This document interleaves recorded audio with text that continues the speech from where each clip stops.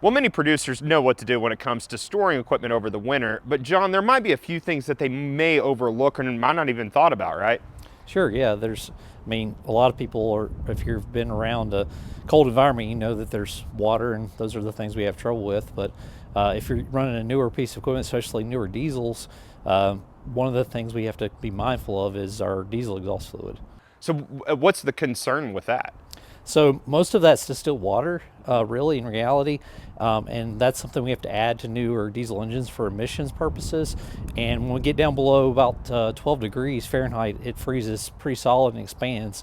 If we're talking about our tanks that we put in our tractors or trucks, they're heated and can handle that. But if we're using systems to actually dispense that, or we have our storage containers, we want to make sure we keep everything in those containers and purge those storage systems if they're going to be in a cold environment. And I imagine you said expanding. When like when something freezes, it expands, which could, I imagine, cause a lot of issues. Yeah, that can cause a lot of issues, especially if you got a transfer system with a pump or valves that you're using to basically dispense diesel exhaust fluid. Those things can expand, break, and bust, and then you're talking about a lot of costly repairs. So it's really just kind of watching the weather, and how often should you be checking once it gets down below those temperatures? You should be checking, probably making sure that those systems, if they're not in a heated environment, making sure that whenever we're going to have that cooler weather, when it finally starts to kick in, that you start getting those things flushed out, make sure that they're clean. So what are some other things that producers can really do to really make sure that their equipment's going to be in working order, come the springtime?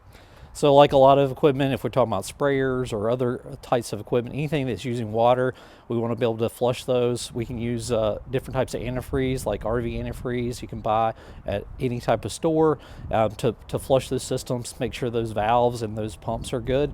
And then even just normal equipment that doesn't use water, like our drills, our combines, things like that we're using, make sure those are really clean out really well, especially things that harvest material, because it's a great place for rodents and pests to get into. Yeah, that's something my dad always worried about, especially like with his boat or just really anything that he was kind of putting up, is just mice getting in there. Is there really anything you can do about that other than keeping things clean?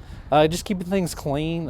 You can use other types of rodent deterrents and things like that, but the big thing is just keeping things clean when you put them up for storage. Everybody loves a good barn cat. That's right. Yeah. So are there, when it comes to things that aren't necessarily the big equipment, just kind of stuff that you would be using just, here and there on the farm, what are some things that they can do as well to make sure that those would be on work, maybe smaller engine type stuff?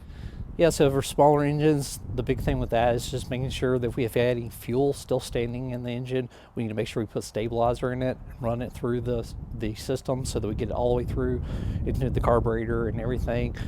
Anything that has a battery on it, we want to make sure either we disconnect the battery or we put a maintainer on that battery, because we want it to be available to us when we come back in the spring or whenever we use it again. In the wintertime too, things slow down quite a bit for everybody. So I would imagine this is probably a good time to take advantage of some of the things that they could do to kind of make their equipment run better.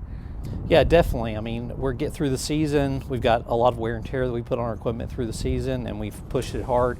And so the wintertime is a great time for us to start looking at places where we have issues, maybe things that are just repairable parts that we need to replace each season.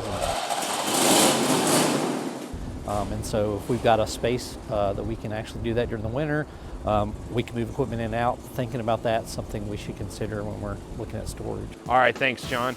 John Long, OSU Extension Ag Engineer.